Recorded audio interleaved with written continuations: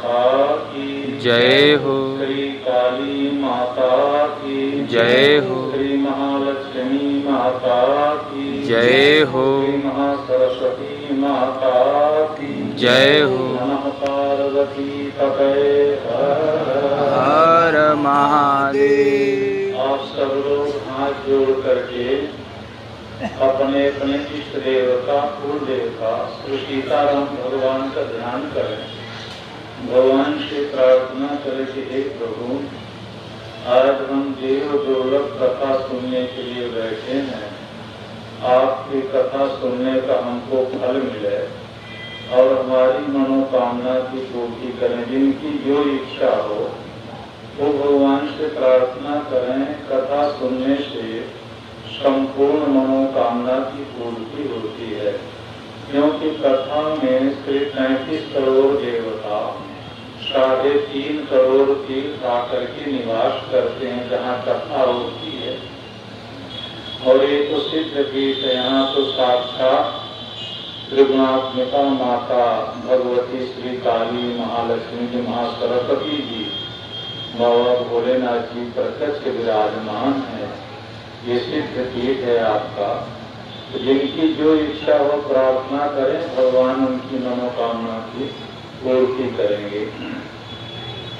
नमोस्तु रामाय सलक्ष्मणाय देव्यै च तस्यै जनकात्मजायै नमोस्तु रुद्रेन्द्रमानिनेभ्यो नमोस्तु चण्डार्क मरुद्गणेभ्यः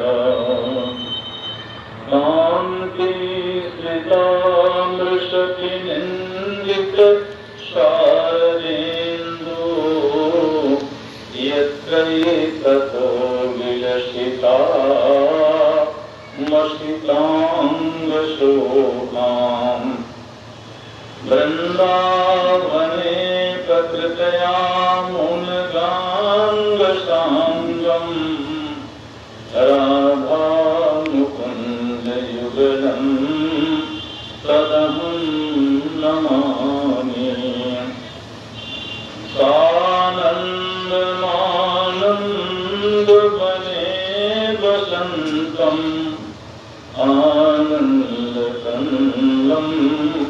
अथ पापवृन्दम् वाराणसीनाथनाथनाथम् श्रीविश्वनाथम् शरणं प्रपद्ये। हे काशीनाथम् शरणं प्रपद्ये। हे वैद्यनाथम् शरणं प्रपद्ये। हे भोलानाथम् शरणं प्रपद्ये। हे गंगानाथम् शरणं प्रपद्ये।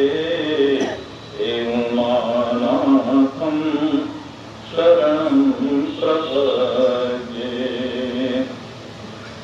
ध्याये नित्यं महावीरं वायुसुतं अपराजितं रामभक्तं प्रियं देवं शिवायवतारं हनुमन्तं दयानिधिं करुणासिन्धुं रामदासं जितेन्द्रियं भक्ति मुक्ति प्रदे स्वामी अंजनीनन्दं नमाम्यहम्। भक्ति मुक्ति प्रदे स्वामी अंजनीनन्दं नमाम्यहम्। दक्षहस्ते गदायस्य वामहस्ते च परवज्रहस्ते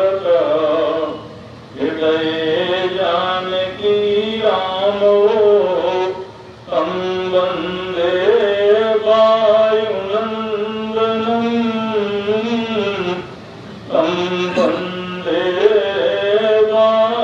वायुनन्दनम् जयन्ती मङ्गलाकाली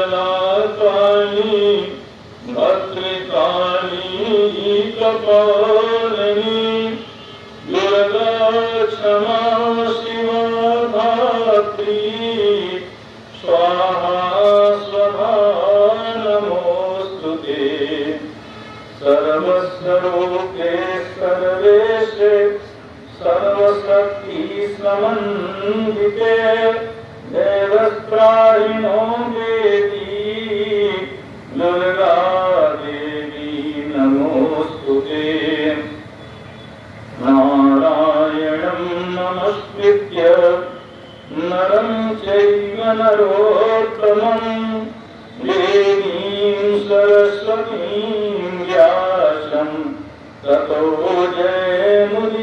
जयमुदीरयेत् विनायकं गुरुं भानुं ब्रह्म विष्णु महेश्वरां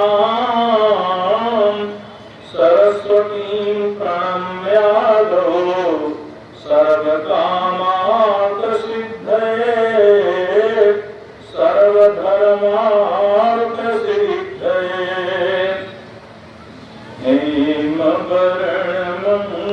हेमवर्णमङ्गलकर्णं कलिमलहरणसुजां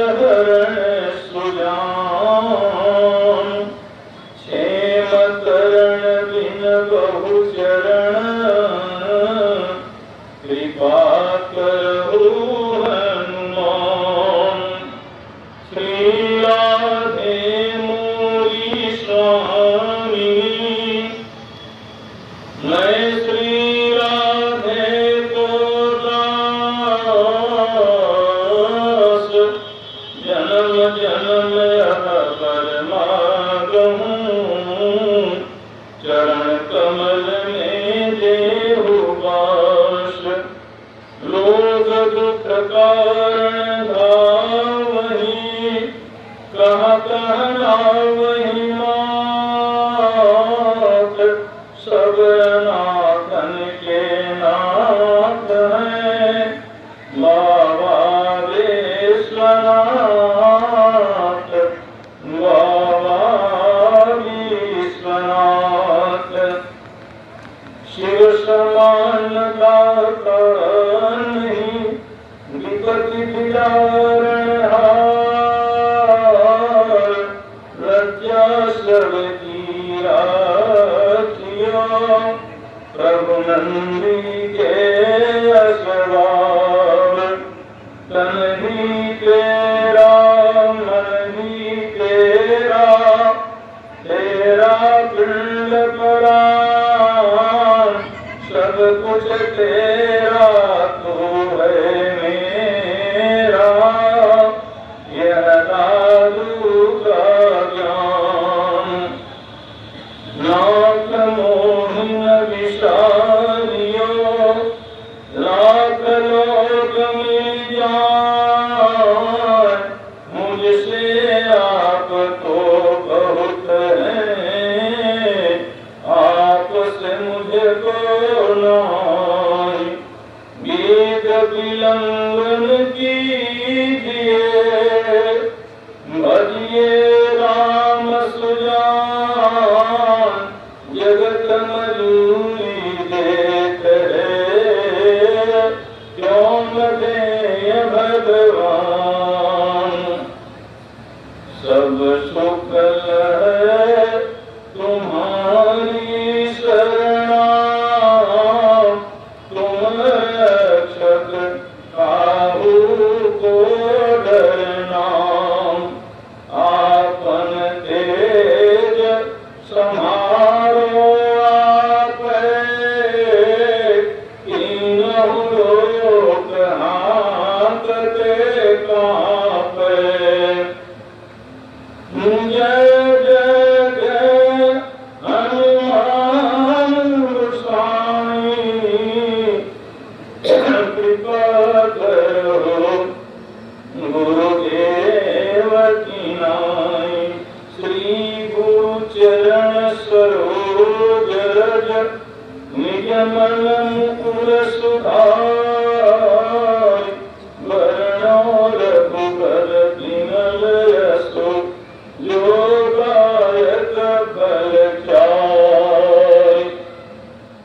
कोटि कोटि ब्रह्मांड नायक भक्त वत्सल करुणालय करुणालय करुणा के सिंधु भगवान श्री राघवेंद्र सरकार त्रिपुर सुंदरी जगत जननी जगदम्बा पराम्बा भगवती श्री जानकी जी अंजलि नंदन वायु नंदन ज्ञान नाम अग्रगण्यम बलवंत श्री संकट मोचन हनुमान जी महाराज देवादेव चंद्रशेखर भूत भावन भगवान भोलेनाथ जी महाराज यदुकुल भूषण गोपियों के प्राण वल्लभ राधा के प्राण प्रीतम श्याम सुंदर मुरली मनोहर भक्त वत्सल करुणालय करुणालय करुणा के सिंधु भगवान श्री कृष्ण चंद्र महाराज पूज्यपाद प्रातः स्मरणी कवि कुल चूड़ामणि कलि पावना अवतार गोस्वामी तुलसीदास जी महाराज परमादरणीय पूज्यपाद उपस्थित संत भगवान जितजन जिप्रजन भगवत कृपा पात्र उपस्थित सज्जन वृंद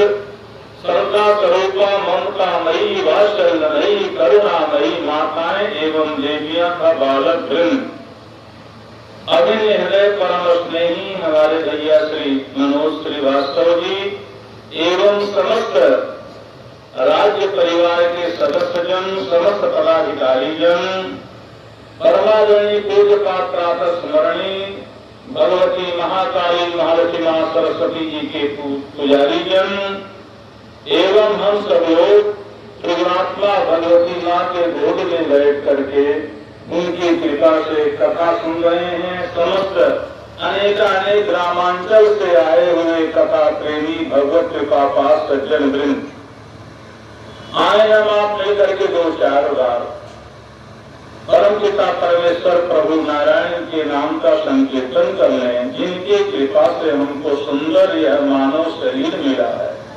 उनके प्रति हम सब लोग आभार प्रकट करें। सभी लोग आनंद में आकर मस्ती में आकर के बोलेंगे बस यही तो बोलना है क्या। हरि भजले हरि भजले हरि भजने का मौका है।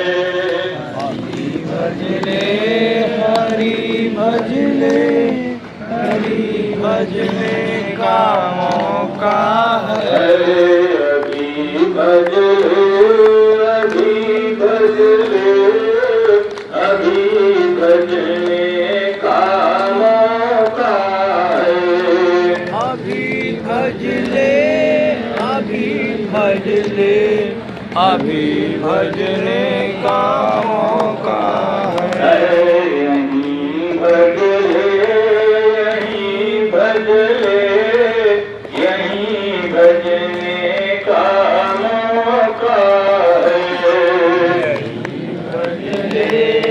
यहीं भजले यहीं भजने का मौका है। नमः पार्वती पतये हर हर महादेव।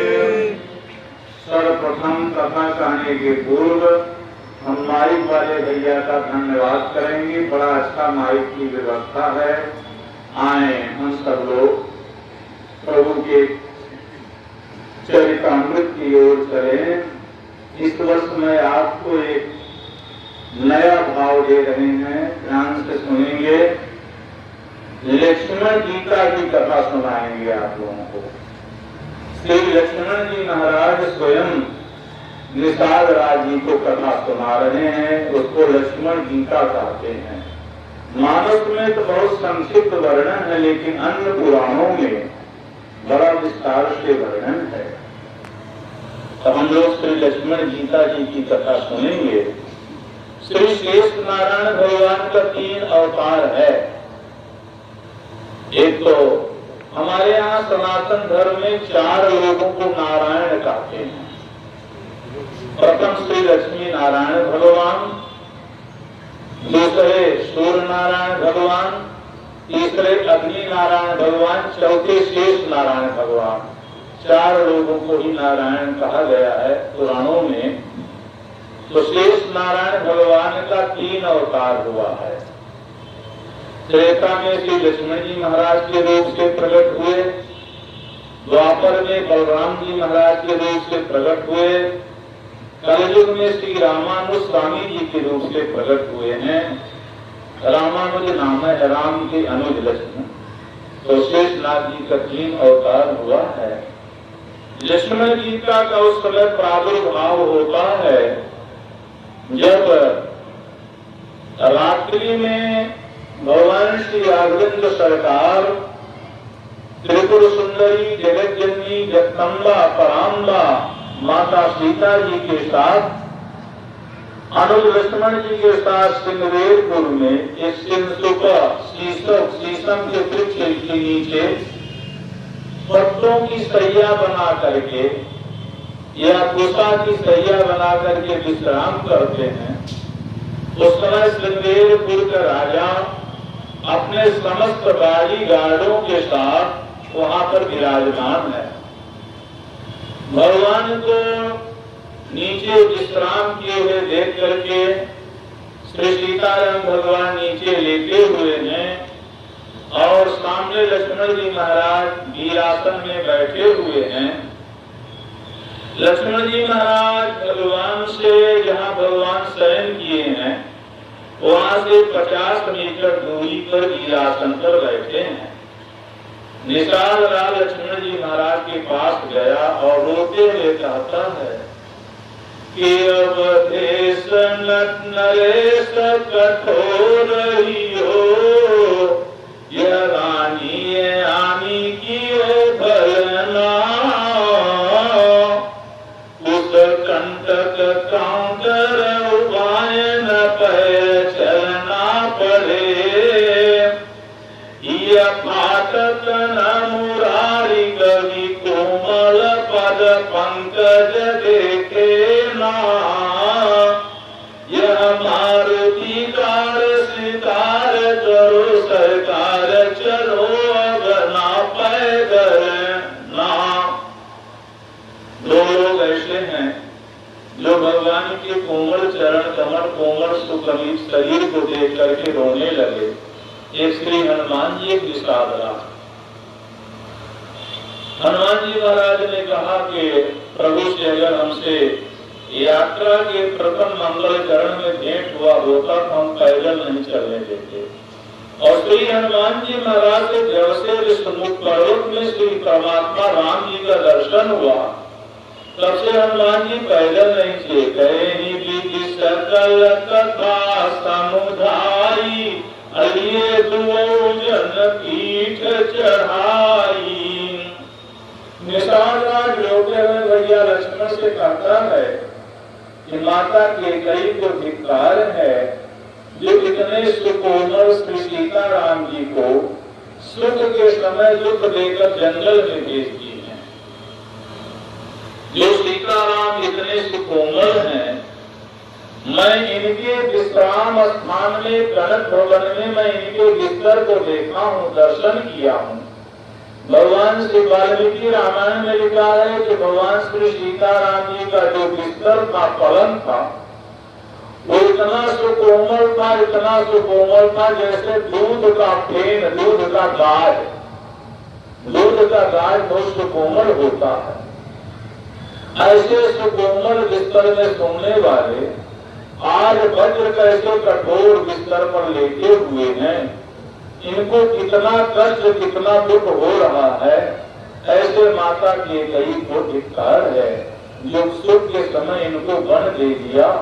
वो भी 2-4 दिन के लिए नहीं, 2-4 सप्ताह के लिए नहीं, 2-4 महीना के लिए नहीं, बल्कि तापस देशो विशेष उदासी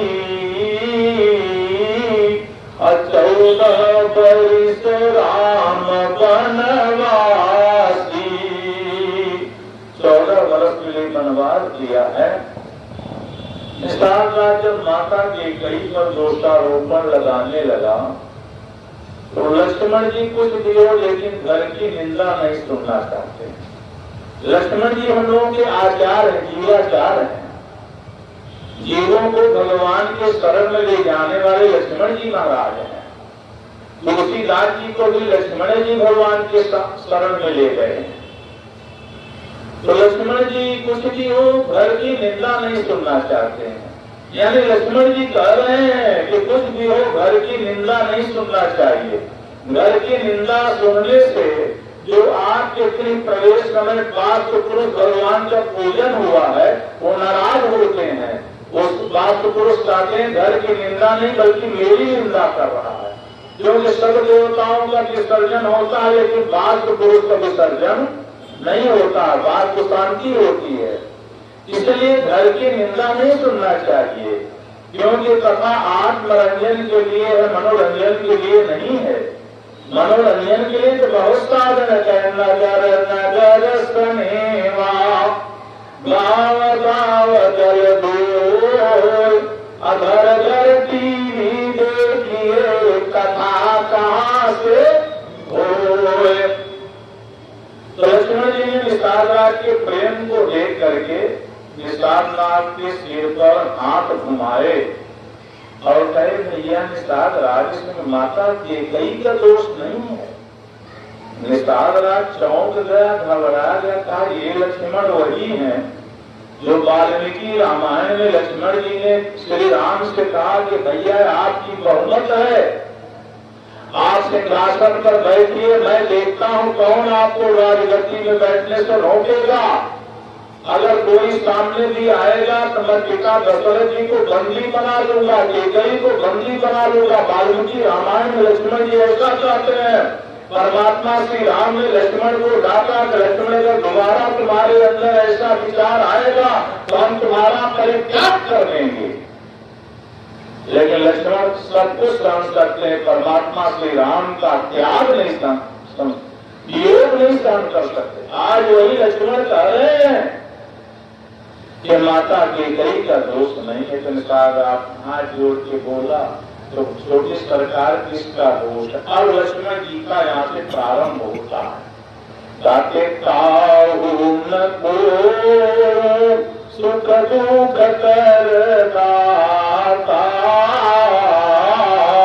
अनिज कृत कर्म भोग सब भाता अस विचारी नहीं की जय रोसु अकाहू बाधीन धीर दोषु।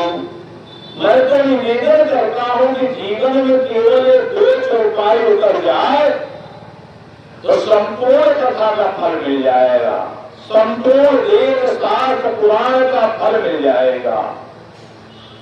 यहाँ तक कि देश से विदेश से विषमता समाप्त हो जाएगी, सब में समता हो जाएगा, दुश्मनी समाप्त हो जाएगी, सब में मित्रता हो जाएगी और सब एक पक्ष के हो जाएंगे। विपक्ष का कोई नहीं रहेगा, केवल दो चौपाई जीवन में उतर जाए।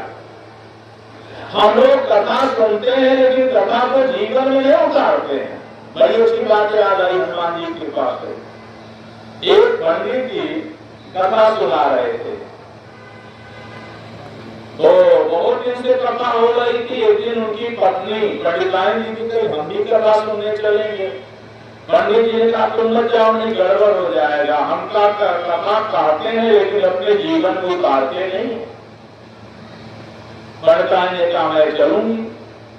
गई कथा संयोग से उस दिन एकादशी थी। पंडित जी ने कहा कि एकादशी के दिन जो है चावल का भात और बैगन नहीं खाना चाहिए। अब पंडिताइन जो है उस दिन बैगन का चोखा और चावल का भात बना के आई थी। उन्होंने कथा सुना। पंडित जी ने कहा कि सत्यानि सर्वाणि पापानि ब्रह्म हत्या कानि च संते वैतनमाश्रित्य श्री कृष्ण प्रकलाशरे। जितने पाप है ब्रह्म हत्या, स्त्री हत्या, गो हत्या, बाल हत्या पाप नहीं बल्कि महापाप, ये सारे पाप जो है एकादशी के दिन चावल के भात में निवास करते हैं। और भाटा में 2 दिन रहते हैं बैगन। एकादशी द्वादशी तो भाटा 2 दिन नहीं खाना चाहिए और चावल 1 दिन नहीं खाना चाहिए। पंडित जी ने व्याख्या किया रात्रि में 10 बजे कथा समाप्त हुई तो दोनों पति पत्नी घर में आए। पंडित जी बैठ होकर बैठ गए भोजन करने के लिए। 10 मिनट हो गया, भोजन नहीं आया, क्योंकि भोजन तो बना के गई थी।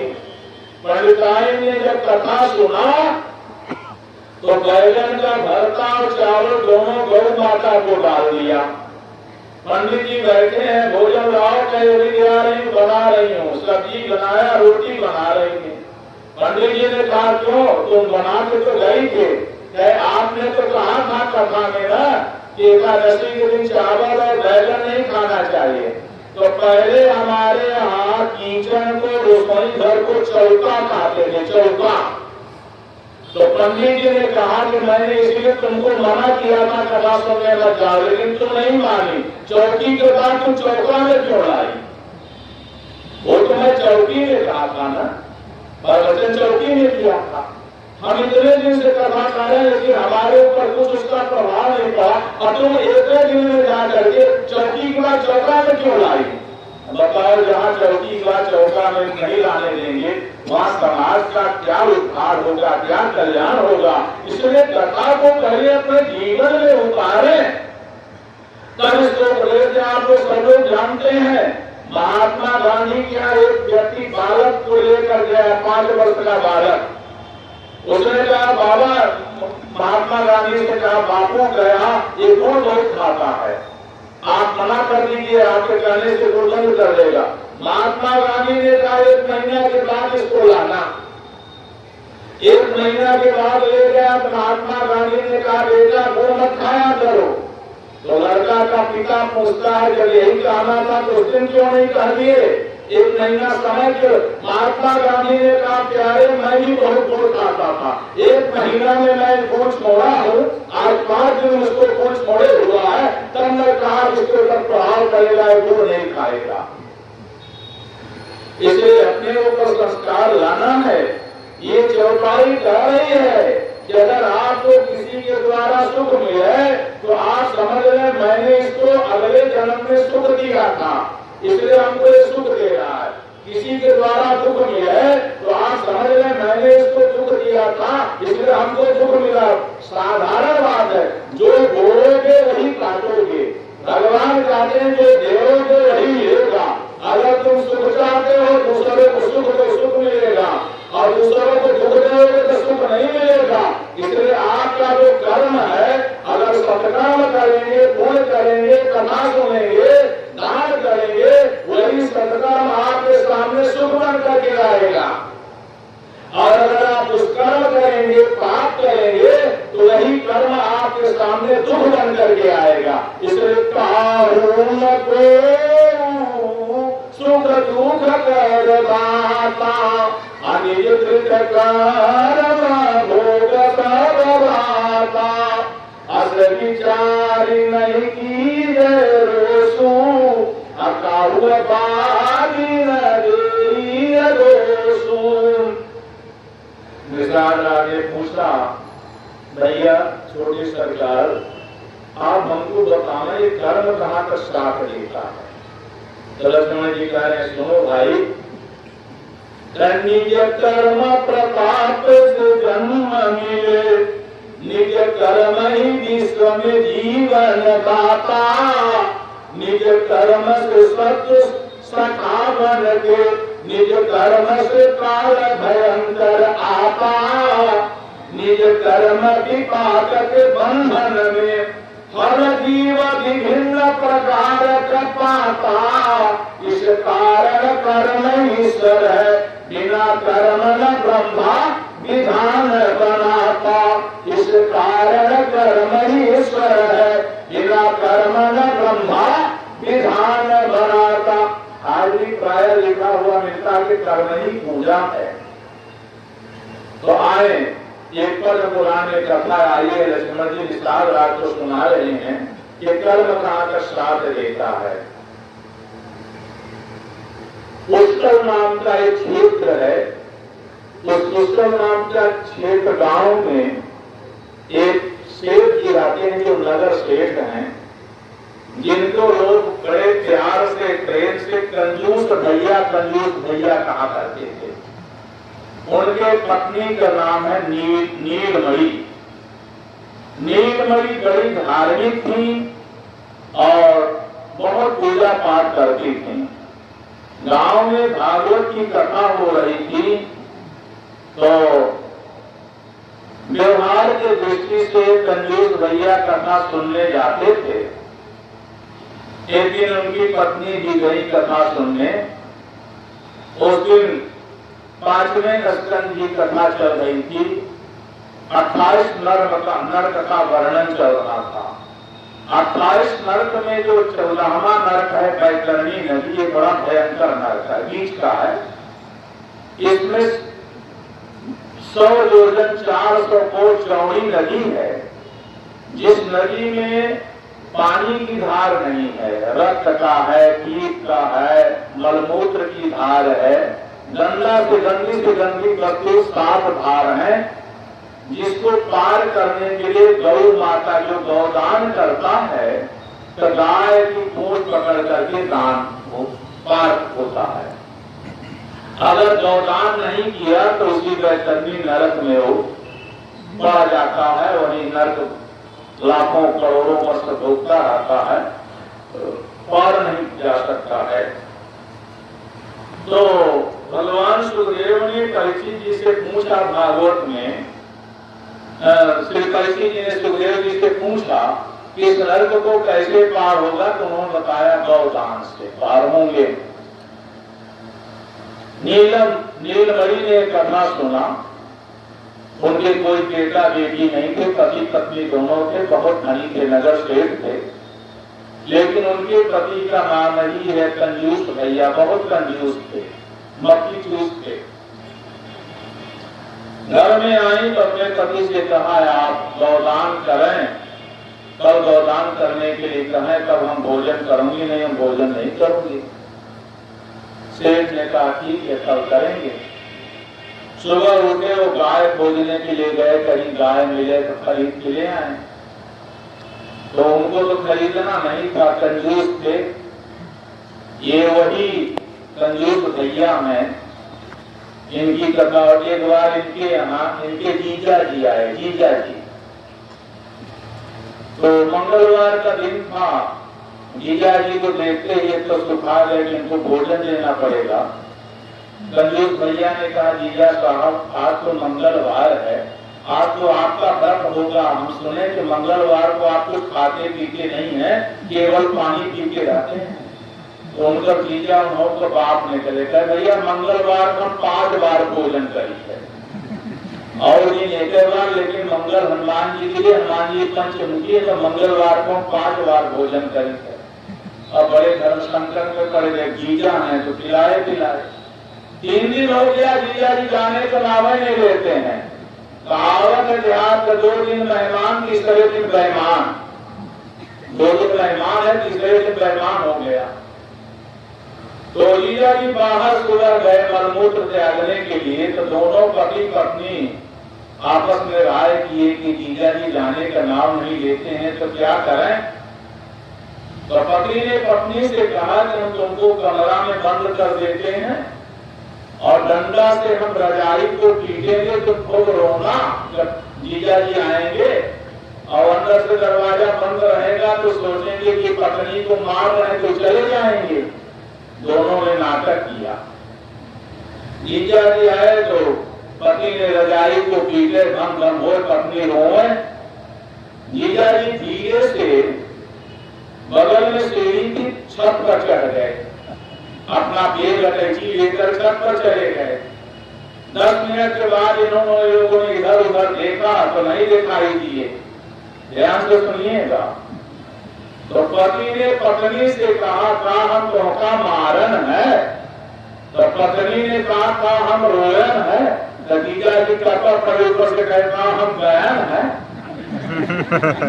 ऊपर से कपड़ पड़े हो न तो अपने पत्नी का मारे, अगर तुम्हार पत्नी रोई तो हम गयन है। देखा बेग लेके हम एक ऊपर चढ़ा, कपड़ पड़े तो पड़े। क्या इतने कंजूस थे।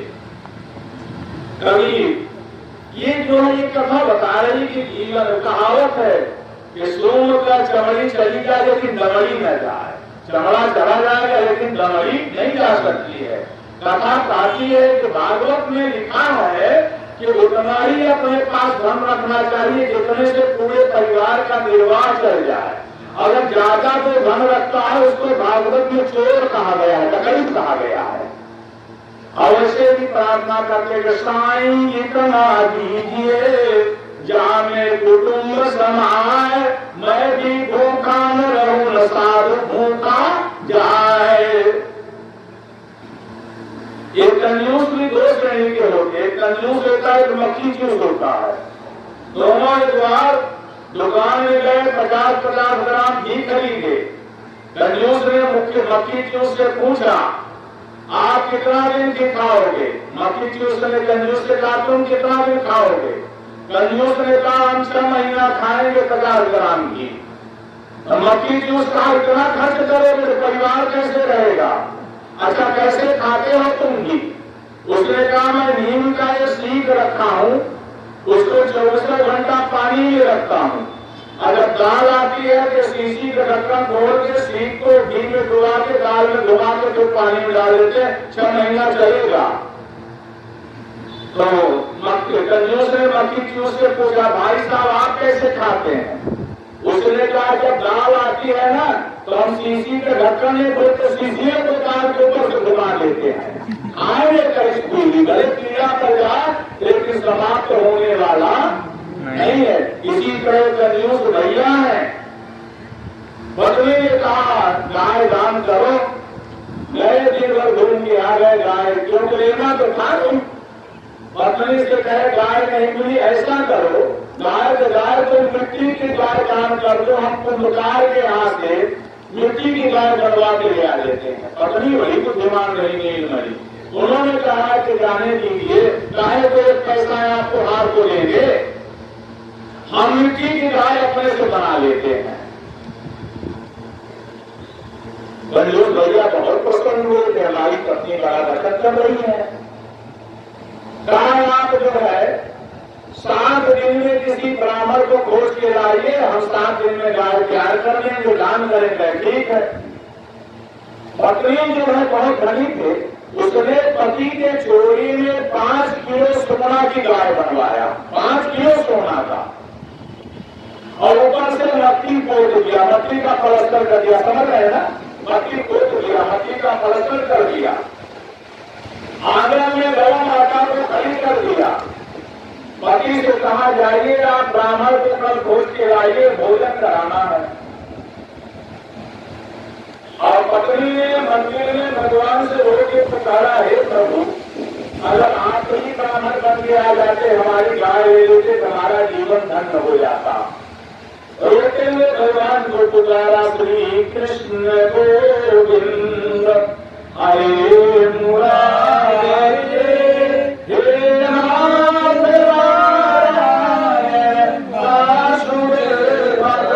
श्री कृष्ण गोविंद हरे मुरारे, हे नाथ नारायण वासुदेव। सब लोग हनुमान चालीसा का पाठ करें, उसके बाद का नाम लोग सुनेंगे। श्री गुरु चरण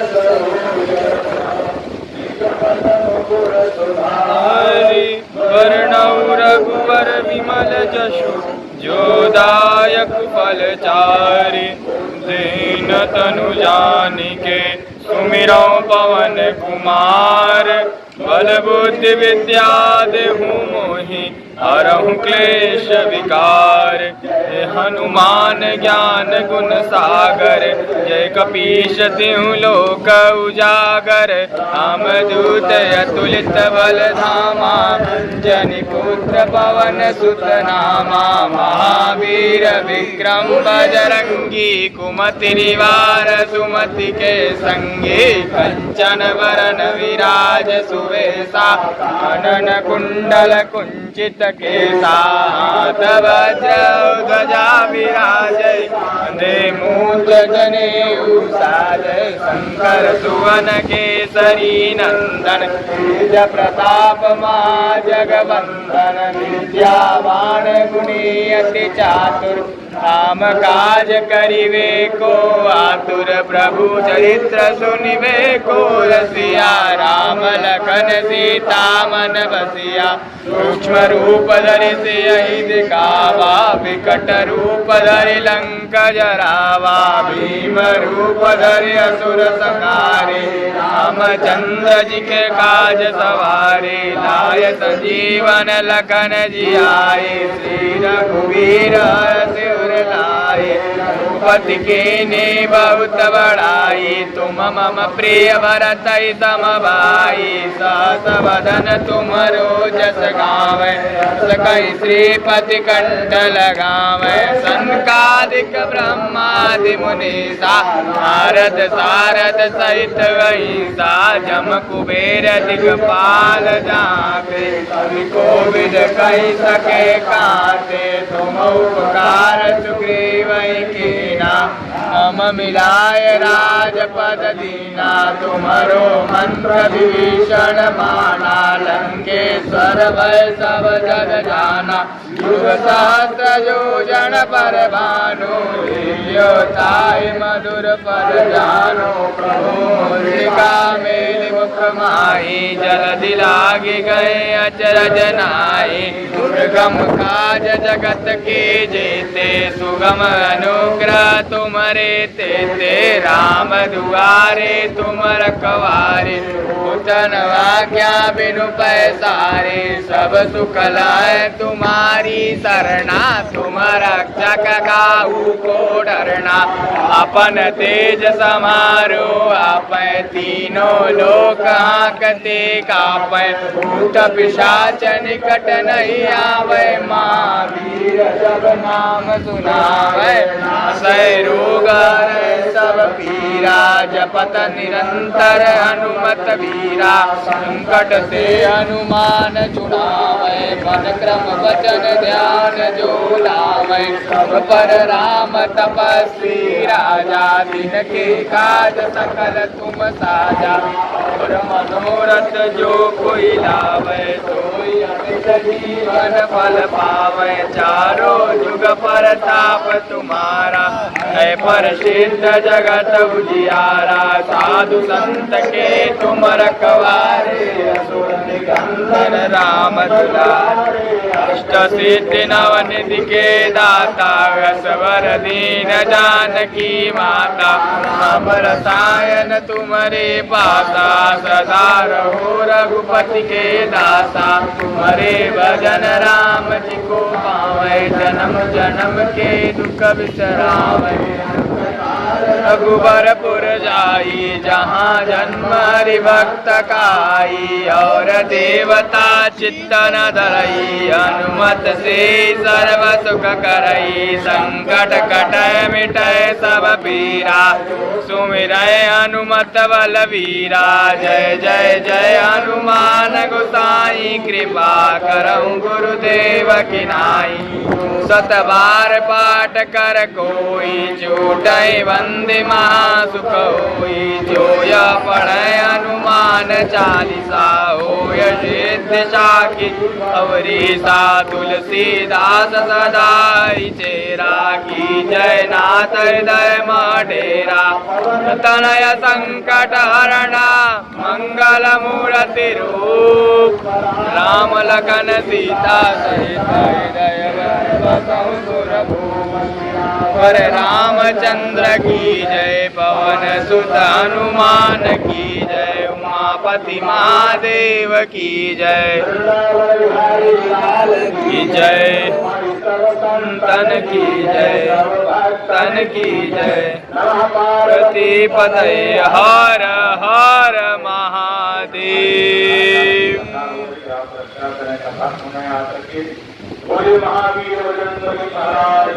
जय। मैं आपसे निवेदन कर रहा था कि संतोष भैया जो है ब्राह्मण को खोजने के लिए गए, कोई ब्राह्मण मिल जाए तो हम उनको गौदान करें। तो जो चंदन लगाए देखा है तो मैं प्रणाम महाराज जी, आप ब्राह्मण है, आप कितना भोजन करते हैं? तो लोग कोई कहे 2 किलो, कोई आधा किलो। ये चाहते रहे कि 100 ग्राम भोजन करने वाला कोई ब्राह्मण मिल जाए। दिन भर घूमते रहे, लेकिन नीलमणि के भक्ति को देकर, ये कथा भक्त माल देती है, नीलमणि की भक्ति को देकर भगवान नारायण माता लक्ष्मी के साथ जंगल में जिधर से संजोग भैया ऐसे खोपड़ी बनाकर संजोग में आया, देखा पूरे शरीर में चंदन लगा है, बड़े तपस्वी कहे महाराज जी प्रणाम। भगवान ने आशीर्वाद दिया, विद्यावंतम यशवंतम लक्ष्मीवंतम जनम रूपम और तुम चंद्र का बड़े अच्छे संगीत है, बड़े इतना आशीर्वाद किसी ने नहीं दिया। कहा महाराज आप भोजन कितना करते हैं? भगवान ने कहा 100 ग्राम। देखो हम पतले दुबले हैं, हमारी हड्डी दिखाई दे रही, कंगाल दिखाई दे, हम केवल 100 ग्राम करते हैं। कहा महाराज आपका निमंत्रण है, 12 बजे आप हमारे घर में आ जाइएगा, हमारी पत्नी गौदान करेगी, भोजन करके गौदान लेके आप चले आइएगा, हम दुकान में चले जाएंगे। ठीक हम आ जाएंगे। भगवान जो है 12 बजे पहुंचे। अच्छा फिर किसे गलती हो गई क्या? उन्होंने अपने पत्नी से कहा कि हम पंडित जी को निमंत्रण देते हो, आएंगे, जो मांगेंगे वो दे देना। सेठ ने सोचा 100 ग्राम खाने के लिए बहुत करेंगे, 200 ग्राम खाएंगे, ये उसकी गलती हो गई, जो मांगे वो दे देना। भगवान आए तो नीलमणि ने भगवान के चरण को धोया। जब चरण को धोया तो उसके शरीर में रोमांच हो आया। नीला की कीमत नहीं जानता है, भक्त का भक्त जो है भगवान को पहचान जाता है। समझ गई कि मैंने बहुत ब्राह्मणों का चरण धोया, लेकिन इतना आनंद है किसी के चरण में, ये मालूम पड़ता है प्रभु नारायण ही हमारी कृपा सुनकर के आए हैं। मैंने भी निवेदन किया था कि प्रभु ने आपको सबका उद्धार किया, मेरा कल्याण नहीं करेंगे।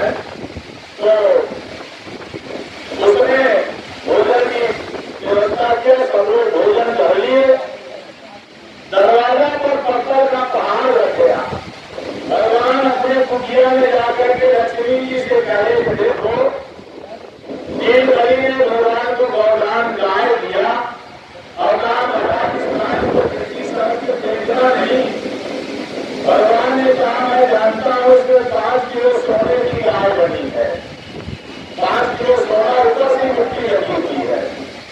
ले गए भगवान ने लक्ष्मी जी से कहा कि हमने तो इन मरीज को वरदान ले लिया, लेकिन अभी दूसरी दक्षिणा बाकी है।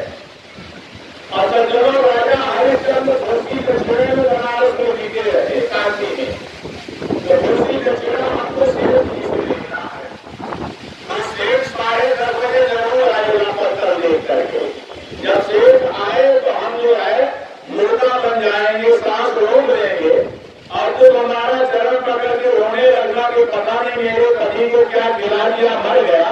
और जब वो आए तो रोना और तुमको समझाएगा, कहानी जाने दो, जो होना था हो गया, तो कहना हम पुलिस केस करेंगे। तो पुलिस का नाम सुन के 500 रुपए देगा, तो दूसरी दक्षिणा हो जाएगी कि रहने को इसकी पर समझौता कर लो। लेकिन हो ड्यूटी हुआ, ऐसे भगवान ने किया, यही हुआ। सेठ जी जब 10 बजे आए तो दरवाजा पर पत्थर का पहाड़ देके अपने पत्नी बुलाए, हे हो सुना क्या पूरे गांव भर हमारे जो दरवाजा पर जूठा पत्थर फेंक के गए हैं क्या? कहा नहीं, वो पंडित जी आए थे, आपने कहा जो जो मांगो वो दे दो, उनके इतना बड़ा सामान मांगा हमने दे दिया। तब सेठ गुस्सा के हाथ बबूला हो गया, ब्राह्मण है कि डकैत है, हमारा सब कुछ लूट लिया।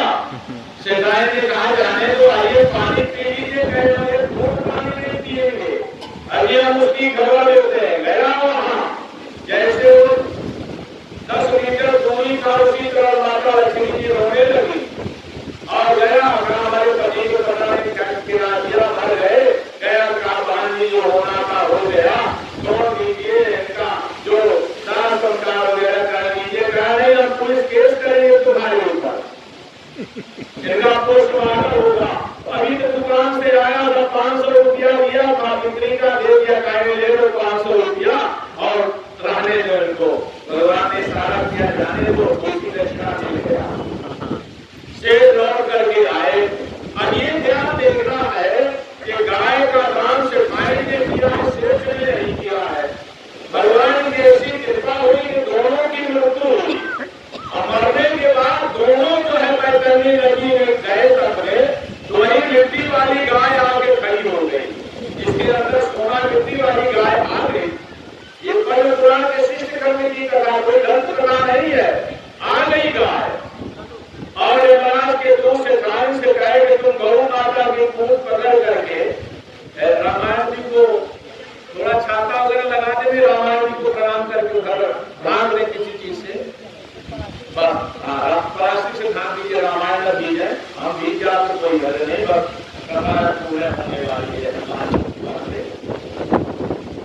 आगे की कथा आगे जाए के बाद में आ जाएगी, आगे कोई कीचड़ प्रतिष्ठा है ना। तो यमराज के दूतों ने कहा से तुम गाय का खून पकड़ के बैतरनी नदी पार हो जाओ। तो शेख लोग बड़े तो दिमाग हो गए, हम तुमने तो गाय दान किया नहीं है। सेठ ने कहा हमारी मेहरारू पत्नी जो है दुकान में बैठ के गल्ला बेचत रही, दुकान में बैठ के गल्ला हम बेचते रहे, व्यापार हम करते घर बैठी रही, तो हमारा भी हक है। तो कहा हाँ बात तो सीख पहन लो तो अच्छा कहा ठीक है, तुम ही कुछ पकड़ लो।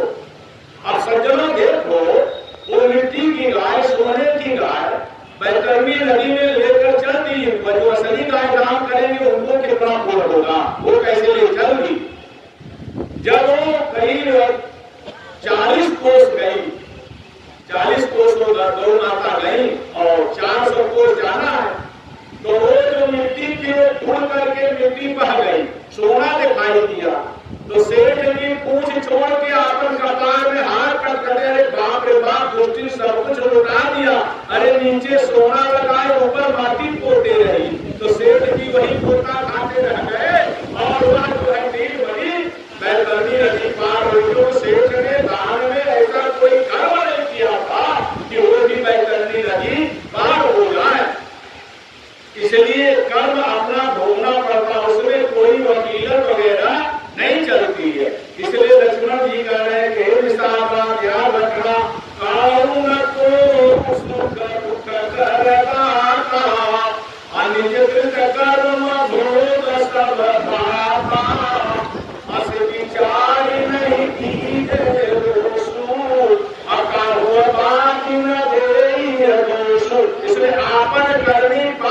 करनी।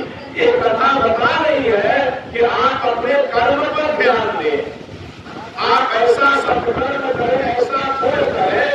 मैं निवेदन करता हूँ, 5 जगह प्रतिनिधि काम नहीं आते हैं, 5 जगह आपको स्वयं जाना पड़ेगा। कितना उछल कूद करो, भोजन भजन लगन शयन मरण, 5 जगह प्रतिनिधि काम नहीं आएंगे। आपको स्वयं भोजन आप जब करेंगे तभी पेट भरेगा, दूसरे के करने से पेट नहीं भरेगा, दूसरों के करने से। भोजन में और भजन में आप जब भजन करेंगे तभी आपका कल्याण होगा, दूसरे के भजन करने से आपका कल्याण नहीं होगा। भोजन भजन लगन। किसी लड़के का विवाह होने वाला है बनारस में और लखनऊ से उसका नौकरी का पत्र आया है, ज्वाइन करना है। अपने मित्र से कहा गए दोस्त हम आप में क्या अंतर है, कल हमारे जगह को जाके शादी कर लेना, इस सप्ताह में हम लौट जाएंगे, हमारी पत्नी लौटा देना। भारत में ऐसा नहीं होता है, विदेश में होता होगा, जिसका विवाह होगा उसी की पत्नी होगी। इसलिए वहाँ विवाह में भी प्रतिनिधि काम नहीं आया। शयन, चौथा है शयन। आप 3 दिन के जागे हो और पत्नी के सोने से आपकी निद्रा की पूर्ति नहीं होगी। आप जब सोएंगे तभी आपको निद्रा की पूर्ति मिलेगी। आज सर्वभूतेषु निद्रारूपेण संस्थिता नमस्तस्यै नमस्तस्यै नमस्तस्यै नमो नमः। मरण में भी प्रतिनिधि काम नहीं आते हैं। यमराज के यहाँ जो है वारंट कट गया, बाढ़ उज्जैन हुआ, वारंट कट गया, जाना पड़ेगा। लेकिन आजकल तो मानव बड़ा चालाक है, बाढ़ उज्जैन को काला कर लिया, कोयला पोत लिया, मेहंदी लगा लिया, ठेदार लगा लिया। यमराज के पुत्र से कहा हमारा काला है, पड़ोसी का उज्जैन है, उनका ले गया। यमराज कहीं तो कितना काला का रुकना करेगा, लेकिन आपका भ्रम नहीं हो जाए, यमराज को दूर जाएंगे, उसी को ले जाएंगे, दूसरे को नहीं ले जाएंगे। क्योंकि काल विश्व देवता नहीं और कपड़ में देव होती नहीं। चाहे तुम कितना हीरा मोती कमा दो, वह कपड़ में देव नहीं होती, नहीं होती है। तो अब आप लोग बताओ, कहा गई खींच की कथा कही के बंद करी, 10 मिनट तो बाकी है, बंद कर दे नहीं करिए और कहीं। हाँ और ठीक है, आप लगो ठीक है, आपको ठीक जाएगा। हाँ ठीक है, ठीक है। हाँ ना, यानी आज अच्छा उधर क्या, आज हम आप लोगों की परीक्षा है, हमारे भगवान की परीक्षा है। आज तक 3 दिन नहीं पड़ी गई, आज 7वां दिन है। अच्छा, दूसरी कथा तो बड़ी लंबी चौड़ी है, आधे हो पाएगी, कर्म पर है। आज ये लक्ष्मण गीता की व्याख्या चलेगी, फिर आगे हनुमान जी की जैसी इच्छा होगी। यहीं पर आए हैं तो माता जी के दर्शन किए, कैसा भाव आया कि आप लोगों को नहीं करना। इससे उपदेश मिलेगा, शिक्षा मिलेगा, ज्ञान मिलेगा कि हम लोगों को अपने कर्म पर ध्यान देना चाहिए। दूसरों का कर्म तो बहुत देखते हैं, दूसरों के लिए हम लोग काफी व्यक्ति है और खराब व्यक्ति, लेकिन अपने लिए नहीं देखते हैं। लेकिन अगर आप ध्यान दें तो आपके हाथ की अंगुली जब आप दूसरे का अवगुण देखेंगे तो आपके हाथ की अंगुली इशारा करती है। एक अंगुली उधर आती है, तर्जनी अवगुण बताती है, 3 अंगुली आपकी हो रही। आपका हाथ की अंगुलियां बता रहे गुजर क्या है, उसमें एक अवगुण है, तुमने 3 अवगुण, उससे 3 गुना तुम ज्यादा हो। अपने को सुधारो। जब हम सुधर जाएंगे तो समाज अपने आप सुधर जाएगा, दूसरे लोग सुधर जाएंगे। पहले अपने को तो सुधारें, अपने को तो देखें।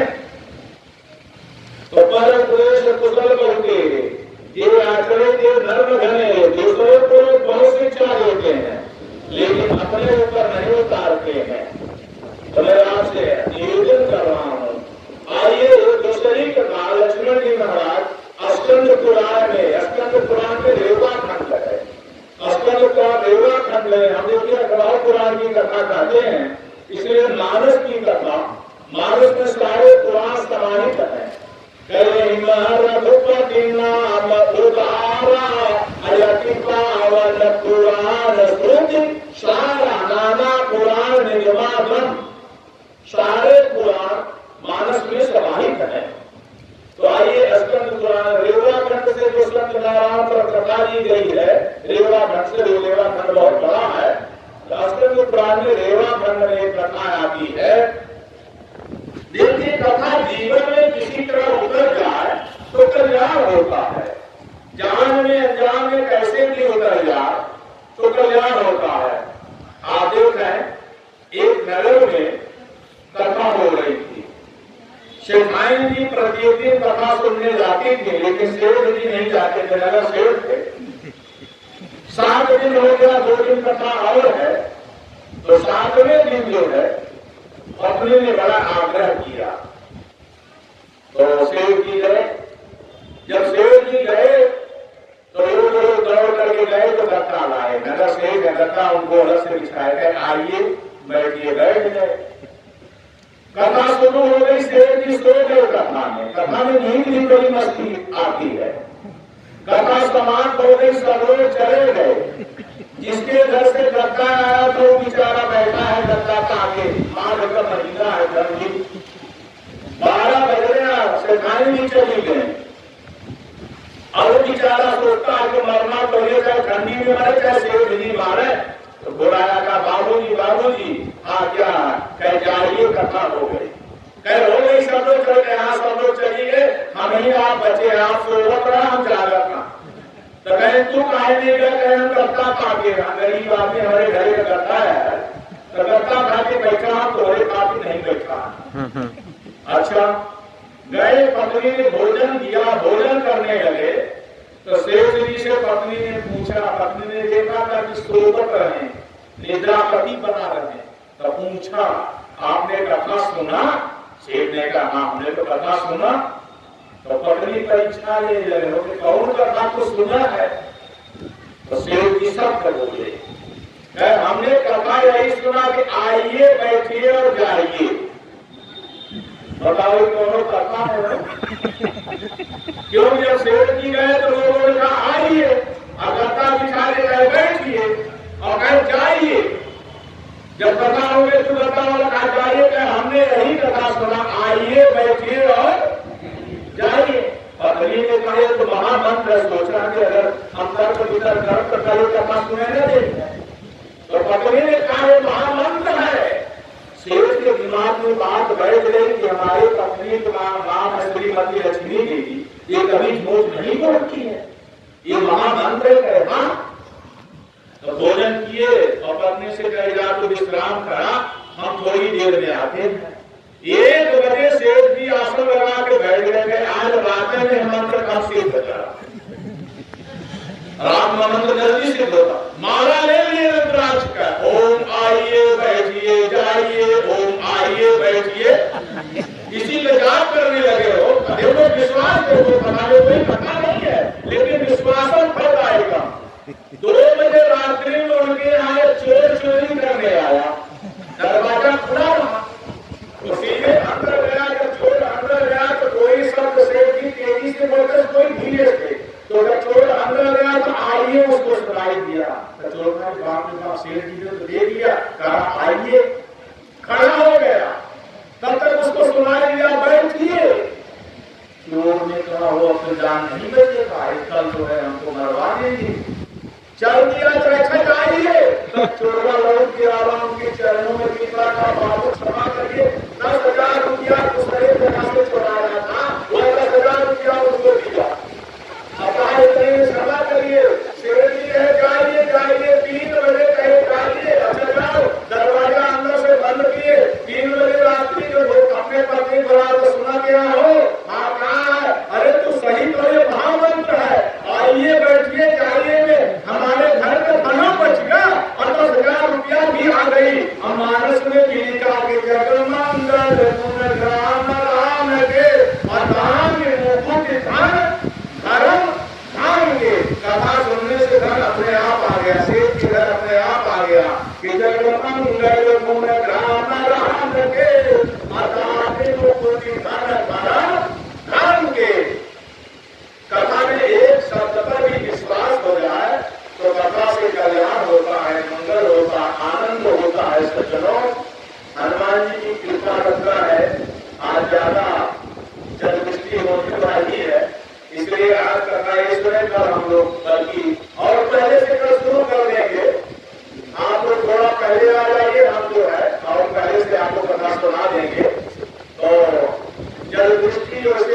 क्या बहुत पर्जन्य गीता में लिखा है कि कथा में जल बरस दे तो कथा फल मिलता है।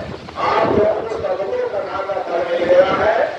आप भगवान से यही प्रार्थना है कि सर्वे भवन्तु सुखिनः सर्वे सन्तु निरामया सर्वे भद्राणि पश्यन्तु मा कश्चित् दुःखभाग् भवेत्। बड़ी अच्छी कथा है, बड़ी लंबी कथा है, तो आज अधूरा हो जाएगी तो आनंद नहीं कर हम लोग पूर्ण करेंगे। इसलिए आइए सभी लोग प्रेम से 2 बार कीर्तन करें, उसके बाद हमारे पुजारी की आरती करेंगे। सभी लोग प्रेम से बोले, बस यही तो बोलना है। कल के घाटा हम आप लोगों को 10 मिनट का, कल आपको थोड़ा पहले आ जाइए, हम 7 आज 7:15 बजे आ गए थे, कल हम 7 बजे से शुरू कर देंगे। मनोज जी हमारे पहले आ जाते हैं, तो आप लोगों में 10 मिनट का घाटा में हम कल आपको आधा घंटा ब्याज दे देंगे। तो आइए 2 बार प्रेम से कीर्तन सभी लोग बोलेंगे, यही तो बोलना है। क्या मस्ती में आकर आनंद से बोलिए कि भगवान का नाम सुन के बादल भी भाग जाए, ये भी जाने कि हाँ चकिया में काली माता जी के यहाँ कथा हो रही है। यही बोलना है, राजा राम राजा राम राजा राम राजा राजा राम राजा राम राजा राम सीता राम सीता राम सीता राम सीता राम सीता राम सीता राम सीता राम सीता राम जय श्याम राधे श्याम राधे श्याम राधे श्याम राधे श्याम राधे श्याम राधे श्याम राधे श्याम राधे राम राजा राम राजा राम राजा राम जय राम राजा राम राजा राम राजा राम